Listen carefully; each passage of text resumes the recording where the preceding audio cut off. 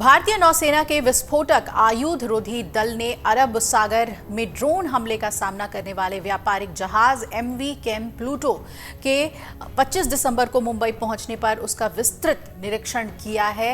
यानी कल ये पहुंच चुका है जहाज मुंबई। नौसेना के अधिकारियों ने कहा कि हमने हमले वाली जगह और जहाज पर पाए गए मलबे का विश्लेषण करने ड्रोन हमले का संकेत मिलता है और सभी विवरणों का पता लगाने के लिए आगे भी फॉरेंसिक और तकनीकी विश्लेषण की आवश्यकता हमें होगी।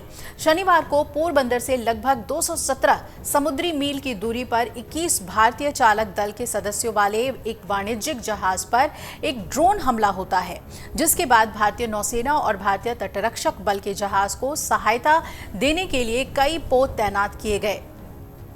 अधिकारियों ने कहा है कि वाणिज्यिक जहाज पर हाल के हमलों के मद्देनजर नौसेना ने क्षेत्र में अपनी प्रतिरोधक उपस्थिति बनाए रखने के लिए युद्धपोत आईएनएस मोरमुआगो, आईएनएस कोच्चि और आईएनएस कोलकाता को तैनात किया है। उन्होंने कहा कि लंबी दूरी के समुद्री टोही विमान P-8I को भी लगाया गया है। नौसेना की ओर से किए गए विश्लेषण में पुष्टि हुई है कि एमवी केम प्लूटो पर भारतीय समुद्र तट से 400 किलोमीटर दूर एक ड्रोन से नुकसान पहुंचाया गया। कई तस्वीरों में संदिग्ध ड्रोन हमले से जहाज के पिछले हिस्से को हुए नुकसान को भी दिखाया गया है। आपको बता दें कि कई मीडिया रिपोर्ट्स के मुताबिक पेंटागन ने यह दावा किया कि टैंकर जहाज को ईरान से दागे गए ड्रोन से निशाना बनाया गया। तेहरान की ओर से समर्थित हमास पर इजरायल के युद्ध की शुरुआत के बाद यह पहली बार है जब पेंटागन ने खुले तौर पर ईरान पर जहाजों को सीधे निशाना बनाने का आरोप लगाया है।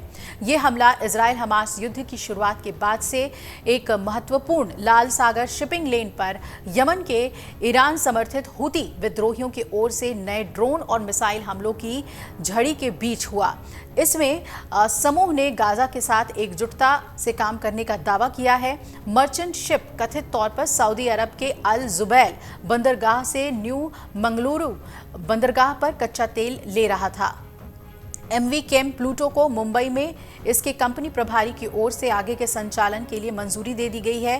कार्गो के शिप टू शिप ट्रांसफर से पहले जहाज को विभिन्न निरीक्षण अधिकारियों की ओर से अनिवार्य जांच से गुजरना होगा। इसके बाद एमवी केम प्लूटो को क्षतिग्रस्त हिस्से की डॉकिंग और मरम्मत किए जाने की संभावना है। ईरान समर्थित हुती विद्रोहियों ने रविवार सुबह लाल सागर में एक तेल ले जा रहे जहाज को निशाना बनाया था। बताया जा रहा है कि इस जहाज पर भारत के 25 क्रू सदस्य सवार थे, जो कि पूरी तरह से सुरक्षित बताए जा रहे हैं। पहले यह दावा किया गया था कि इस तेल टैंकर पर भारत का झंडा लगा था। हालांकि भारतीय नौसेना ने इस बात से इनकार किया। जहाज पर ड्रोन से हमला किया गया, जिसके बाद इससे क्षेत्र में ही मौजूद एक अमेरिकी युद्धपोत को खतरे का सिग्नल भेजा गया। अमेरिकी सेंट्रल कमांड के दावे को नकारते हुए भारतीय नौसेना के एक अधिकारी ने कहा कि एमवी साईबाबा एक गेबॉन एक झंडे वाला टैंकर है। हालांकि इसे सर्टिफिकेशन भारत के रजिस्टर ऑफ शिपिंग से मिला है।